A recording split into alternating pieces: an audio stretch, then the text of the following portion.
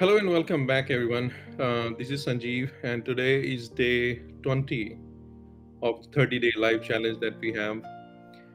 And the topic for today is the unspoken love language of siblings. The unspoken love language of siblings. um, so let's head straight into it. See, just because they didn't say "I love you" doesn't mean they didn't mean it, right? Just because they didn't say "I love you" doesn't mean that they didn't mean it. You know, not all love sounds like "I love you," right? Some of the deepest sibling love never gets said out loud at all. In fact, it shows up in very many different ways, right? In late night walk to the kitchen where they silently pass you the last bite, right? It shows up in the protective glare when when someone says something off about you, right?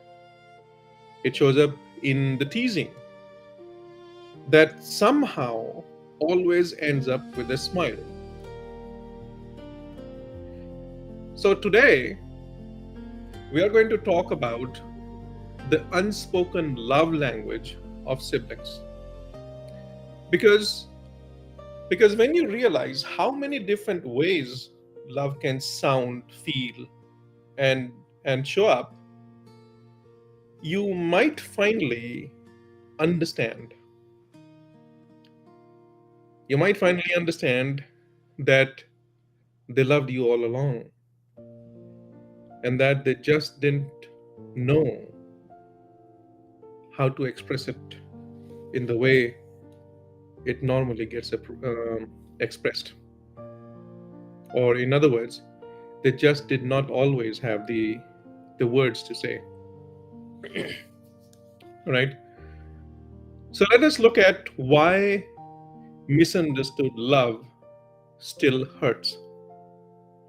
Because that is a reality of any relationship, especially brothers and sisters, where they distant themselves from each other, not understanding um, that the love was, is, and always will be there. So let's look at why misunderstood love still hurts. Because here's the thing: so many sibling wounds, right, are not because of the lack of love. It is mostly because of the misread love, right? They just did not understand the love language of their brother or sister. They just could not interpret it. And that is what most of the siblings carry as wounds throughout their life, not even realizing that it was just a matter of misread or misinterpretation of whatever was getting expressed, right? Because you may have felt neglected, dismissed, or distant, and maybe they were cold or hard to reach. But what if, and this is a big what if they were showing love in the only way they knew how? Maybe they did not know how to express it otherwise or in any other way. All that they knew was the way they knew, and that's how they were expressing it. What if their way of expressing care was protection, right? Not affection. Let's say it was just protection. What if it was loyalty in silence, not loud support as such? See, when we don't understand someone's love language of love or love language, we often feel unloved, even when the love is present, right? We often feel unloved because we don't understand their love language, and and that creates sort of decades of distance that just did not need to exist. Where love was supposed to exist, where bonding was supposed to exist, what exists, unfortunately, is the distance. And this conversation is a bridge, right?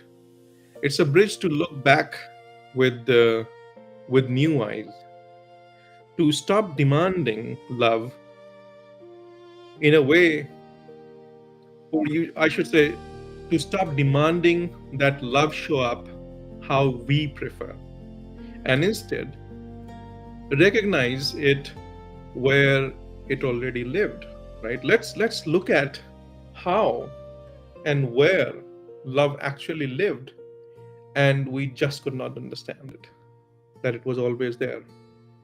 All right, so let's talk about this. And uh, and before moving ahead, let's do our grounding ritual as we normally do every day. And um, and we are going to call it open to a new way of seeing, right? Open to a new way of seeing. So I request you to close your eyes now and place your hand on your heart and take a deep breath in and out.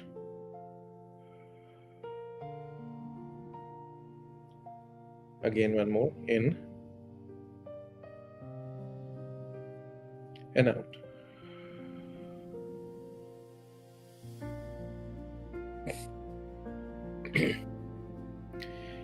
And now whisper gently to yourself. I open myself to see love that I missed before. Take a breath. I open myself to see the love that I missed before.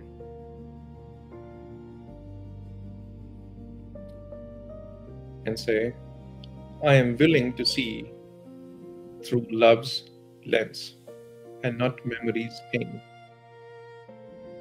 I'm willing to see through love's lens and not memory's pain.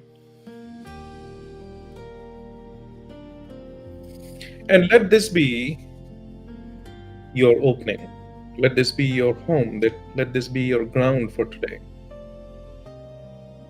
To see not just the hurt of the past, but the hidden care beneath it, right? So let this be your opening for today. So let's move on. Let's look at the core shift that we are looking at today, and that is that love is not always loud. Sometimes it's just there, right? Love isn't always loud. Sometimes it is just there. See, we live in a world that celebrates obvious affection, right? And that is hugs, right? I love yous, like gifts, posts, thumbs up, heart to their messages, as sometimes you do also, to the post that you see and the messages that you see from your loved ones. The attention, right? But not every sibling grew up in that environment, right? Not everyone grew up with all sort of hugs coming their way, all sort of gifts coming their way, right? Not everyone grew up with their close ones hugging and saying, "Oh, I love you," or paying attention to them. They never grew up with posts coming their way of care, love, right? Sharing. Some of them did not grow up in that environment. Some siblings were taught that don't show your weakness in public, right? Let's say, for example, almost everybody is like that, especially the boys, right? They grow up, you're a boy, you should not be crying in public, right? Emotions are private. Be strong by staying quiet. Those sort of things, right? So love wasn't expressed through words, right? It was hidden in actions, in presence, in in the loyalty and the protection that you experienced. But unfortunately, since those are not the norms, people don't see them as love, right? They see it's a normal way of growing up. Hugging is love, right? Saying I love you is love.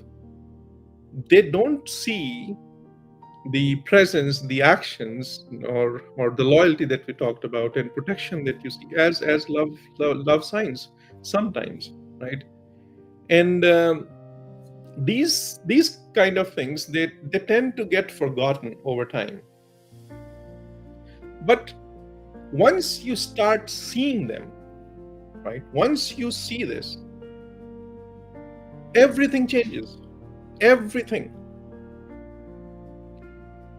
Because maybe your sibling was never cold, right? Maybe they were loving you in the only language they had, and maybe so were you, right? So once you understand this, it changes new doors for you to interact, new doors for you to love and connect and bond with each other. Learn to understand the love language of your brothers and sisters, right? Messages, I love yous, hugs, honey, I love you, presents, gifts. These are not the only love languages. Some people just don't know how to express it this way. And I was one of them. So let's take a look at some of the insights that we can gain from this conversation today, right? And insight number one that we can gain is that love can sound like teasing, right? Not talking, teasing. It can sound like that. And let's be real, right? Teasing can feel irritating. It can it can even feel hurtful, especially when it seems relentless or replace or it replaces deeper emotional conversations, right? So if you're not used to or have deeper emotional conversations in your family with your siblings, then any amount of teasing can absolutely feel irritating and hurtful. It does. But uh, in many sibling dynamics, teasing is not about ridicule, right? I mean, I grew up in an environment where I used to tease my brothers and sisters all the time, left and right, and they used to do the same with me. I never felt that because of that they did not love me. They always loved me. They love me till today.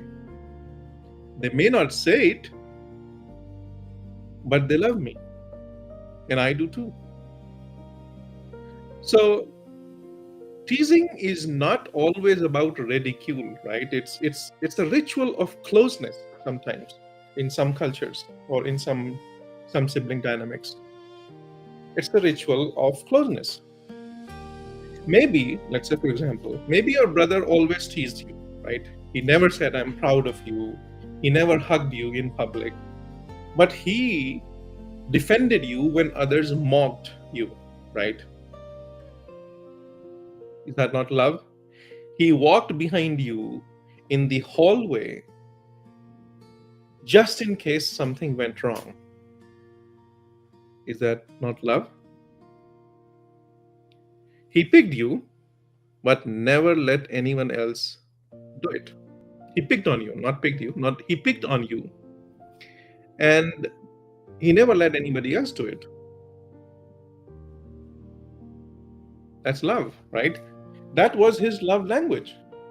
Playful aggression equal to emotional connection. Essentially, that's one way of expressing his love. He may be teasing, but there are other things that he is doing which can show you the love that he has or had for you. This was his way of saying, you matter to me, and I'm paying attention, right? And the thing is, once you learn to decode this, right? Once you understand and go beyond what is said, beyond what is done, right? There is, once you start understanding this energy, and once you realize that teasing was the only culturally acceptable or emotionally safe way they knew to show closeness, you stop resenting the tone, right? And you start recognizing the care behind that. You have to, and I say this all the time, right? You have to go beyond the words. If you really care about somebody, if you really love someone, if you say that you care for them, right?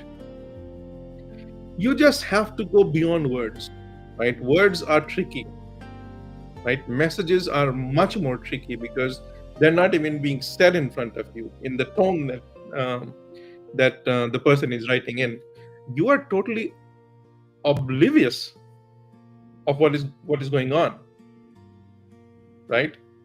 So once you understand this and you go beyond words and you start seeing the love which was never expressed, but it was always there in the energy, you have an entirely different perspective on that relationship.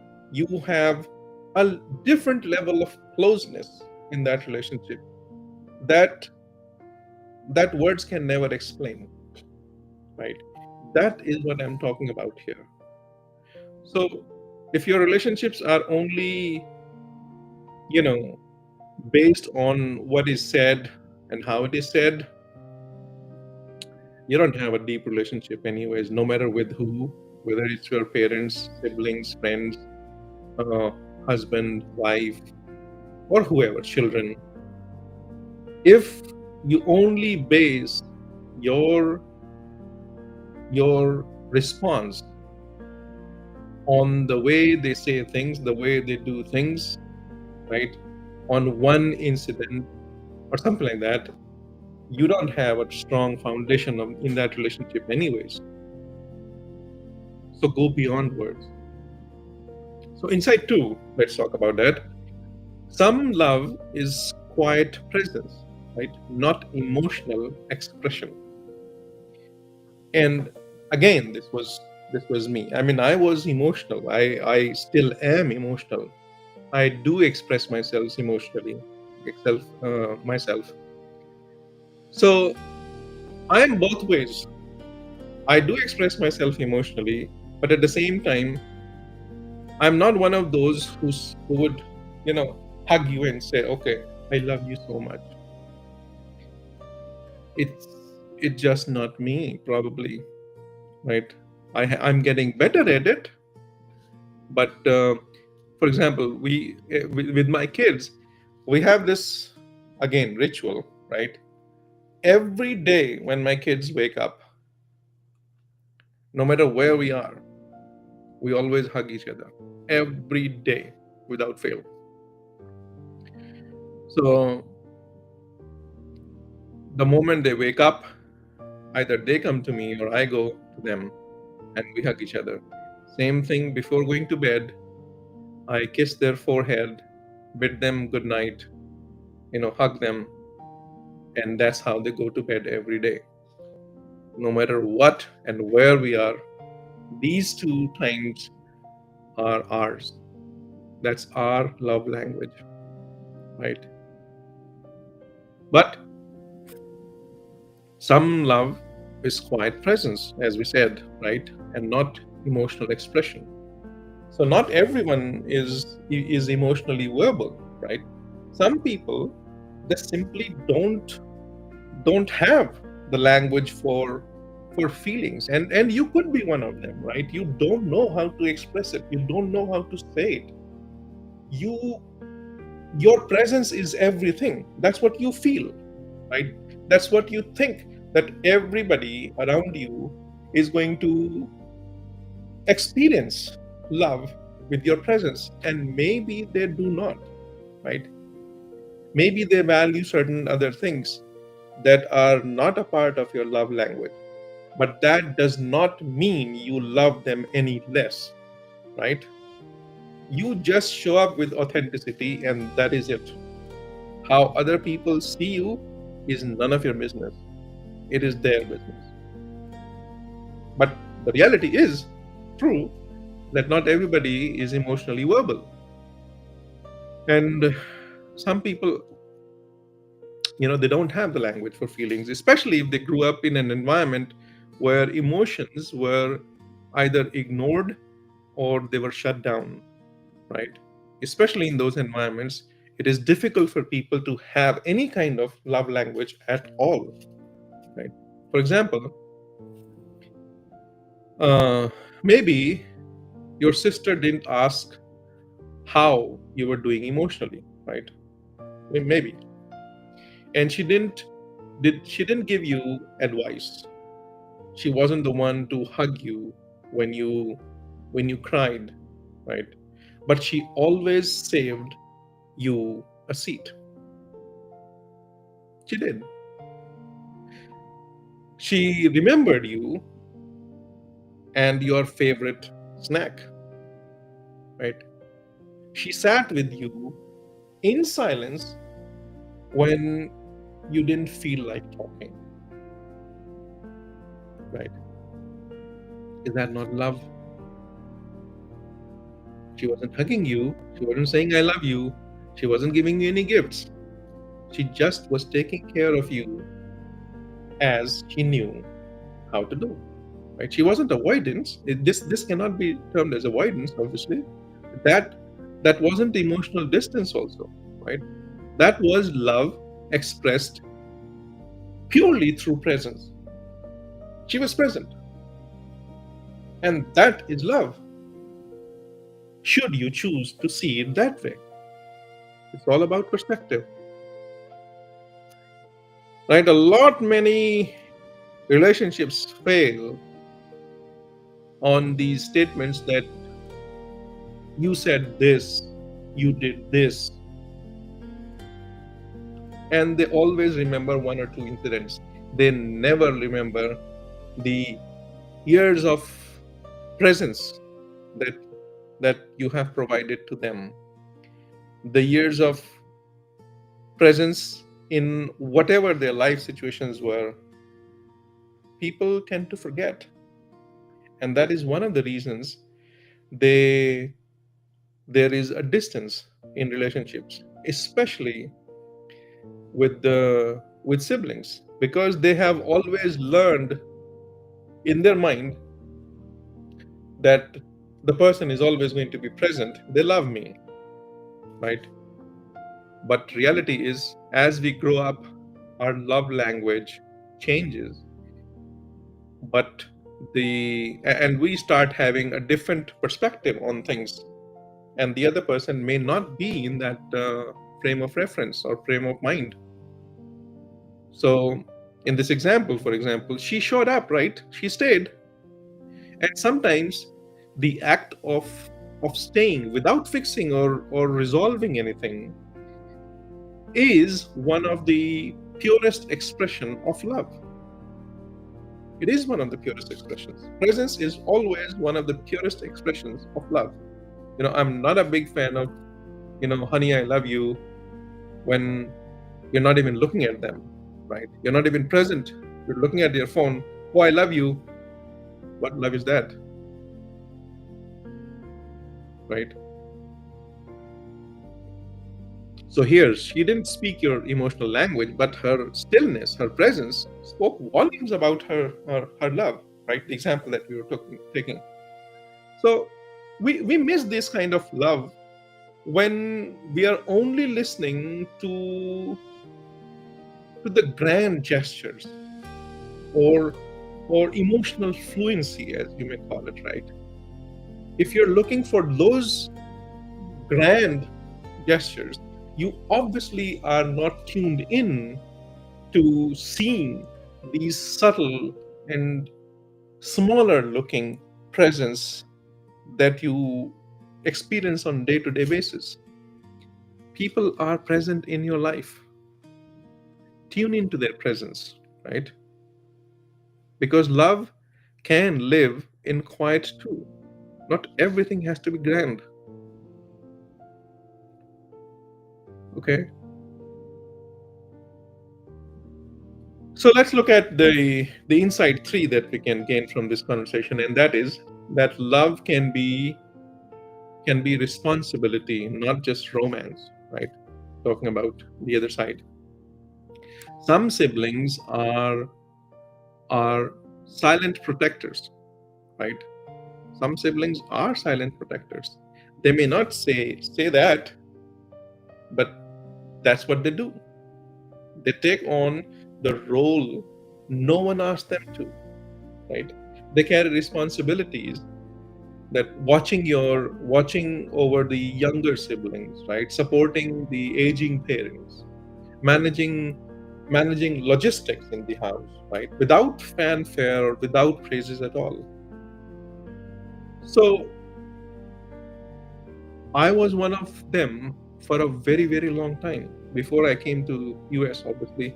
When I was in India, I was this person for every person in my family and beyond. Whoever I touched became my family. And I used to be that kind of a person for them. Whether they are my relatives, whether they are my wife's relatives, whether they are our cousins, no matter what and who, I was them. I was this for them, right? A responsible one, watching over the younger ones, um, supporting them in whatever way I can, possibly can, right? I never looked for the praises in that. I was never in this for a fanfare, right? It was just pure love that I have, and will always have for them, right? And so was my sister. So when we came here, my sister did everything for my mother. She was her backbone, and I cannot admire her enough for her presence in our mom's life. She was every bit of it, right? So we need to understand each other from that perspective. We need to sit and think about who the person actually is, right? Most of the time, and many times actually, we are so busy in our days, in our life, that we hardly sit with a quiet time, even with ourselves, right? To actually think about someone and imagine what kind of people or person they are in reality, not what they show, but in reality, what kind of person that is. We are so used to looking at the things on the surface level and reacting that we never go deep into that relationship. We never go deep to understand the personality, the real personality that is sitting beneath all that is getting expressed. And unless you do that, there is no depth in your relationship. You will never have any depth, right? You will never have any depth. So in this example, like we were saying, right, love can be a responsibility also. Maybe your brother never said happy birthday. Let's say that, right? He never said happy birthday to you, and he didn't remember the anniversaries, for example. But he was there when you had surgery, let's say, right? He took care of the house when no one else stepped in. What do you say to that? He handled the hard stuff for everyone in the background so that others could breathe a little easier. What do you say to that? Right? That's a love language too, right? A practical loyalty. That is a language. That's a love. But are you present to see this?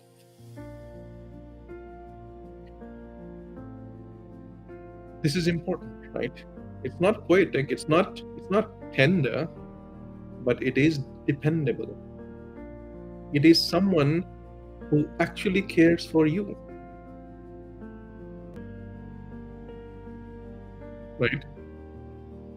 So I have so many examples in my own life uh, where we spent so much time with each other, in friends who we thought were very much like our brothers and sisters, right?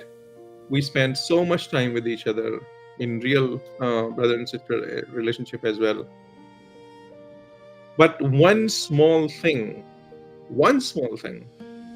and it feels like a deck of cards, no depth.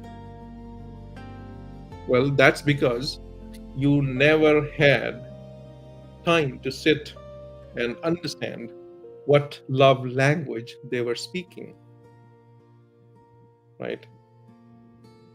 I mean, I am still the same for them, but the world outside of me has changed. Huge change.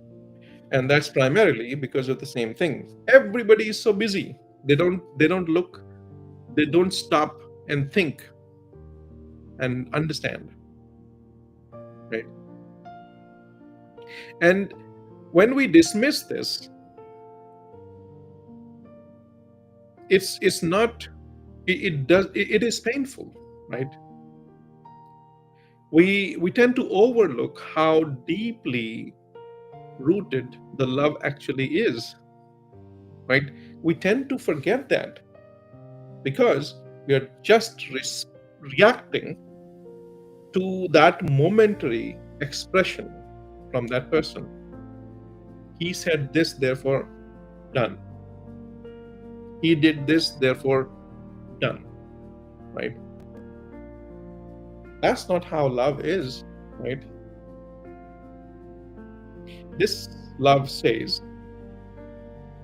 you don't, I mean, the presence, I would say. If you are present in love, right? If you're present, that itself is your love language. This kind of love says that you don't have to thank me, right? I'm already doing it because you matter to me.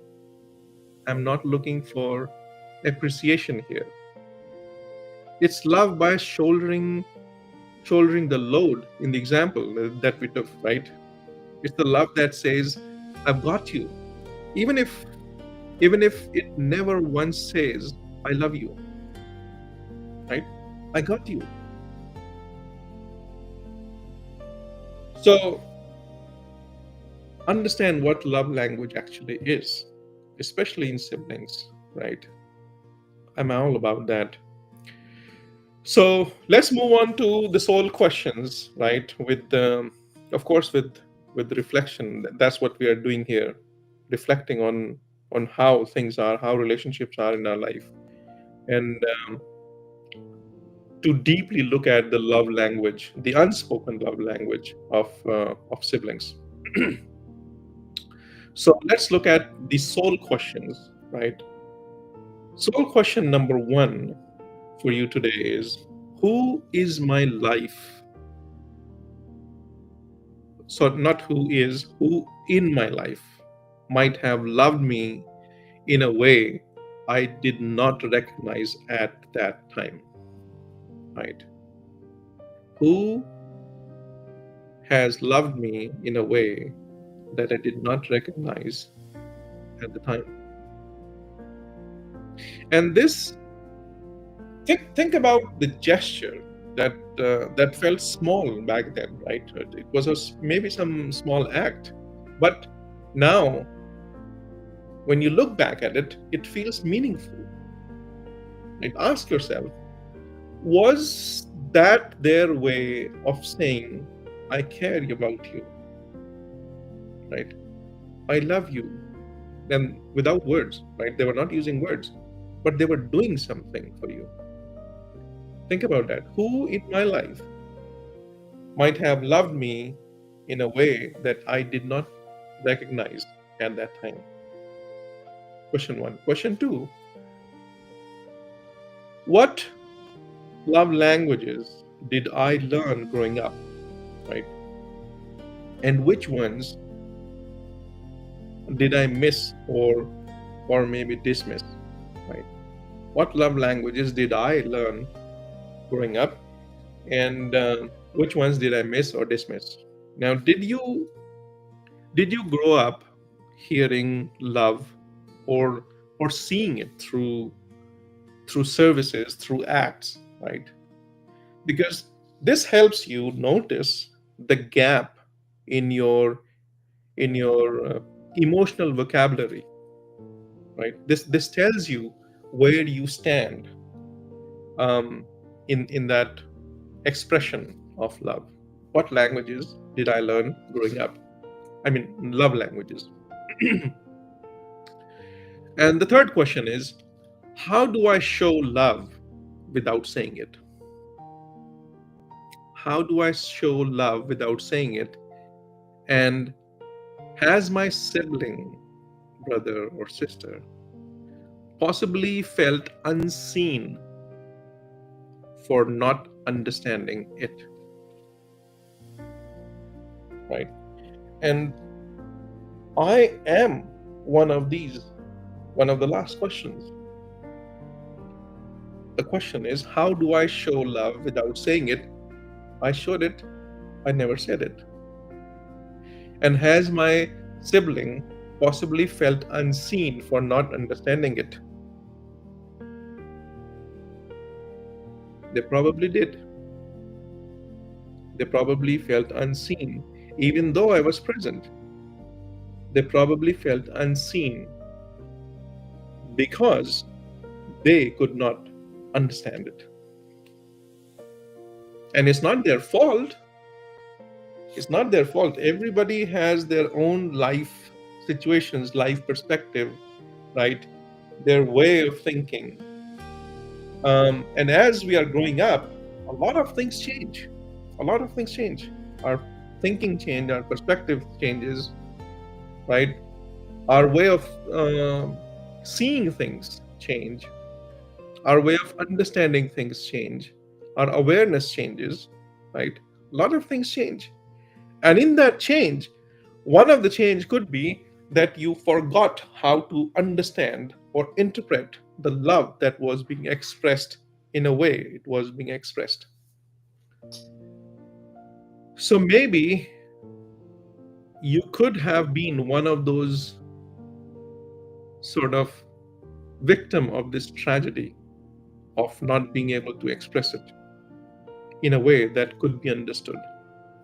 So question 3, as I said, how do I show love without saying it? And has my sibling possibly felt unseen for not understanding it? And this question turns the mirror inward, right? It turns the mirror inward. We all speak our own dialect of love, right? We have our own vocabulary. We have our own expression. And the thing is, have we explained it enough or clearly, right? One of the lives that we did, I forgot which day it was. It was about expression, right? Expressing things clearly, understanding in a way uh, that brings about clarity in the relationship. um, I'll take a look at it, which one it was, but it was about that, you know, expression. So, have we explained it, or have we expressed it clearly, right? That's what this question is going to get you. So, so those were the sole questions, and I encourage you to write them down and then write the answers in your journal, and journal your feelings, your expression, your emotions, and your understanding, what you think, you know, and do it with your heart, right? Don't do it just because is being asked here. Do it with your heart. Do it with purity, right? Do it with honesty, because that is the only way. I always say that is the only way you can get in touch with the real you, and that is the whole point in these lives that we do every day, to get in touch with the real you, right? This will allow you to understand what love languages you have not been able to understand, and what love languages are you expressing that probably people are not understanding. And maybe there's a better way to express it and explain it more clearly, maybe, right? So that's the whole point, these questions. So let's move on to the practice for today, right? We always call it the micro transformation practice. So let's move on to this practice for today.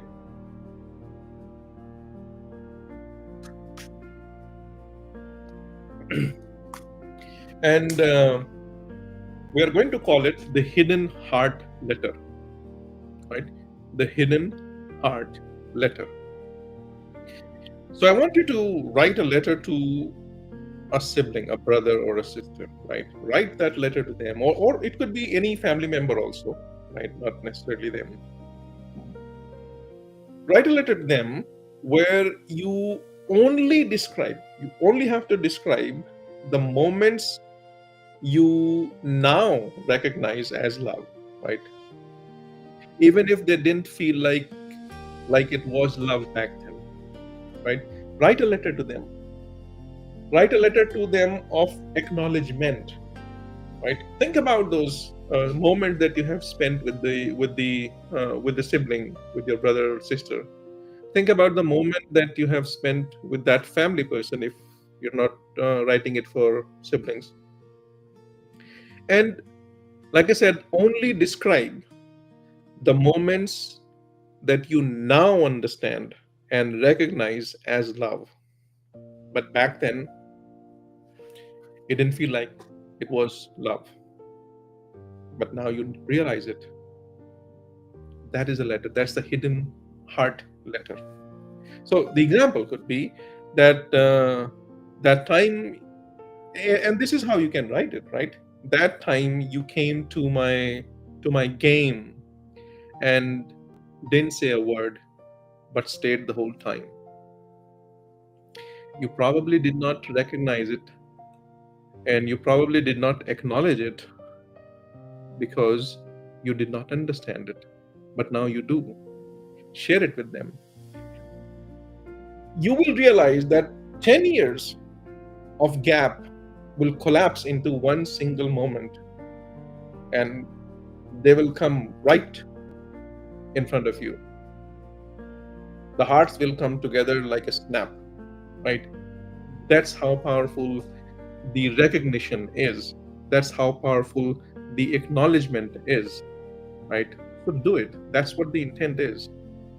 The other example is that the day you covered me, even though you got in trouble, you're talking to a brother, he probably, or sister, and they probably, covered you from anything that you did, and they got in trouble because of you, but they protected you.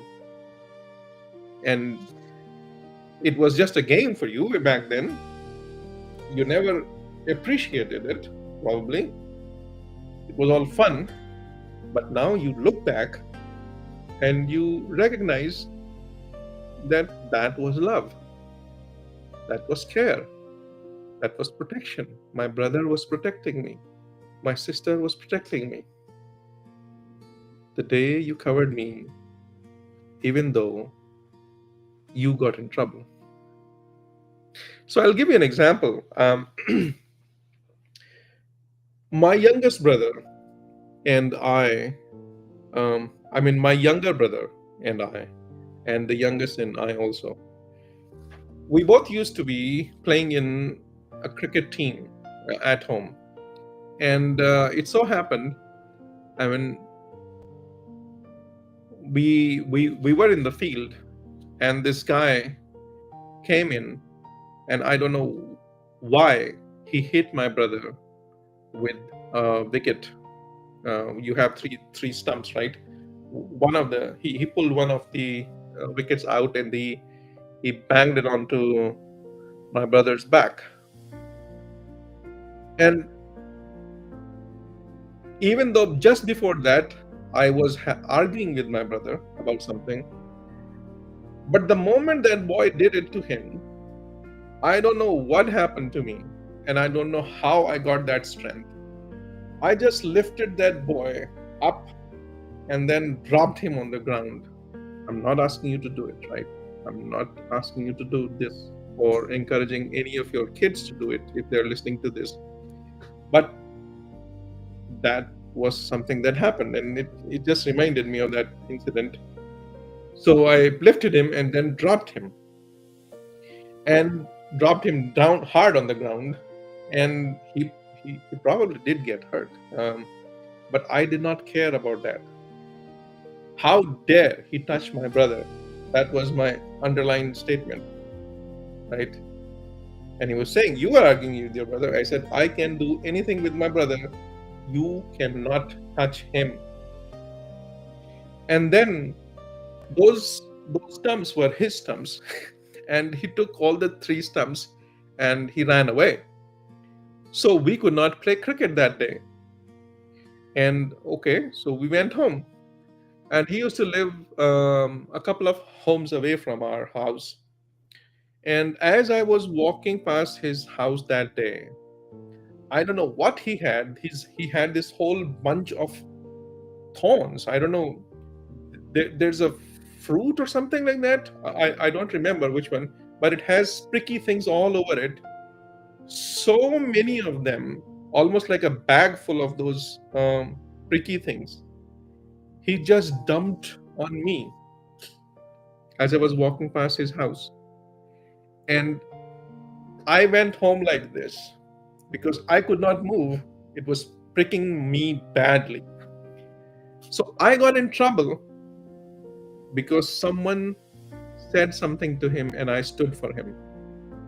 And there are so many examples like this with me and my brother and my sister that if I start recounting, it'll be another couple of hours of live. So that's love language, right? That's one of the examples there. The other is you could write the way you waited for me to come home before eating. It used to be a part of our house also. We would eat together. We used to wait for each other. Right? Today, I gave you an example the other day also, right? So we watched this episode, a Hindi episode called Tenali Rama, and we watch it together as a family. Again, sort of a ritual. We talked about it yesterday. So we watch it every day, and Pranav and Hitesh and we watch together. So if one of us is not present, especially Pranav is not present, then Hitesh will not watch or allow us to watch it. If Hitesh is not present, then Pranav does not allow us to watch it, or he also doesn't watch it. That is the bond. That is the ritual. That is the connection with each other. We do it together, and if one of us is not present, we are not going to do it. That's it. And I love this kind of an expression. That love this kind of the bonding, right? So those kind of things. When we grow up, we tend to forget these moments, right? This activity that I'm asking you or requesting you to do or urging you to do is a remembrance of moments like these in your life. Think about, remember, recollect what happened, you know, because now you are not that person who was a 10-year-old boy or a girl, right? Or a teenager who was fighting with for their presence to be felt in that environment. No, you're not that.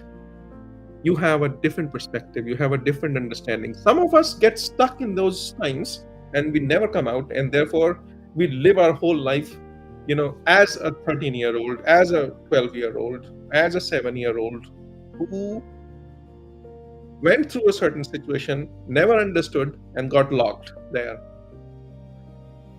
You need to move on, right? We talked about this thing in one of the previous lives also. Exactly the same. Whatever we are talking about, they are relevant to life.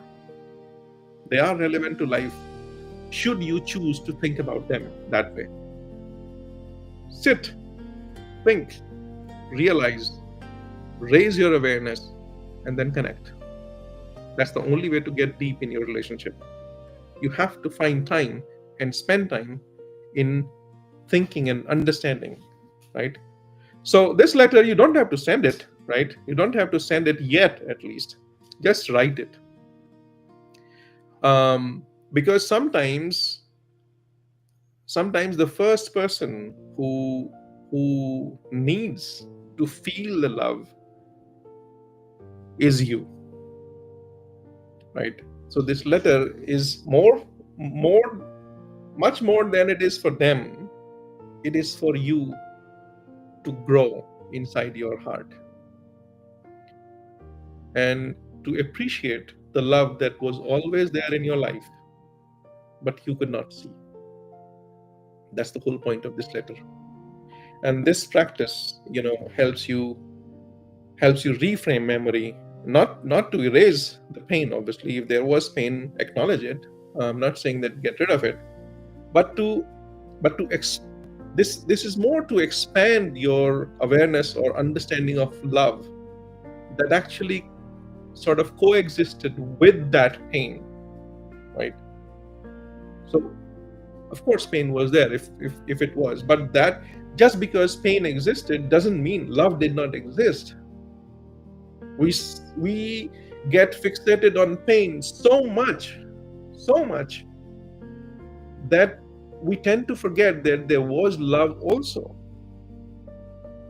And that's the whole point in this effort that we are doing today, right?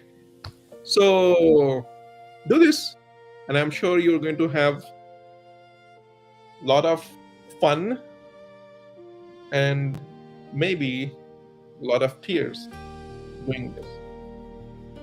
But whatever comes, let it out. Let it out. Right?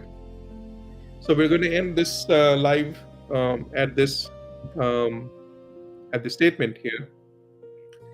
And tomorrow, it's going to be another day. I let tomorrow's topic come to me in its time. Right? For now, let's just hold this moment, this new perspective, new understanding, new lens. Just hold this and then think about it. This possibility that love was always there, right? It was always there.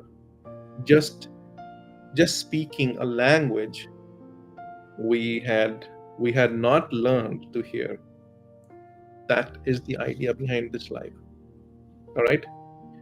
So, like I always say, if you like this live, if it touched your heart in any way, give it a thumbs up, give it a like, share it with somebody, share this moment you now recognize as unspoken love, right? Um, Share it with us. You can tag somebody who has shared um, this kind of love with you, the silence, the healing, right? And join the Healing Siblings Bond Facebook group that we have, and you can also subscribe to the Healing Sibling Bonds, the same YouTube channel also, and learn more about this and more topics coming up on healingsiblingbonds.com, which I'm making right now, and simplifiedrelations.com for more tools.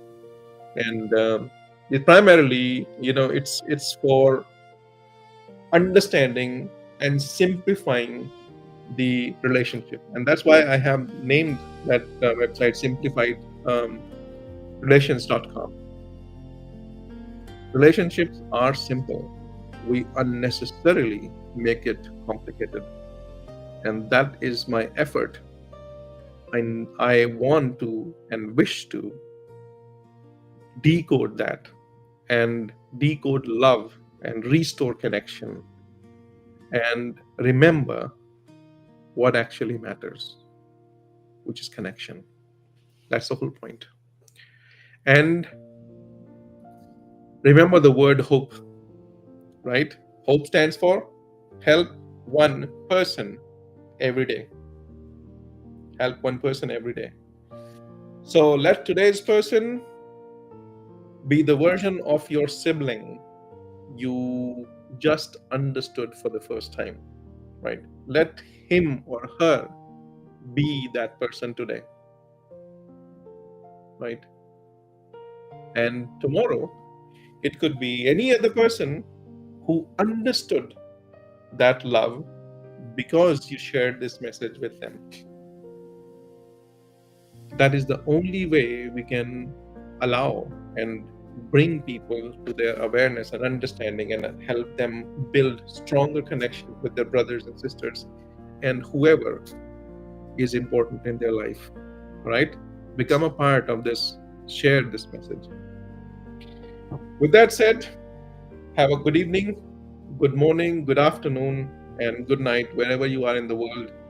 I will see you in another live tomorrow. All right? Have fun and have a blessed life. Namaste.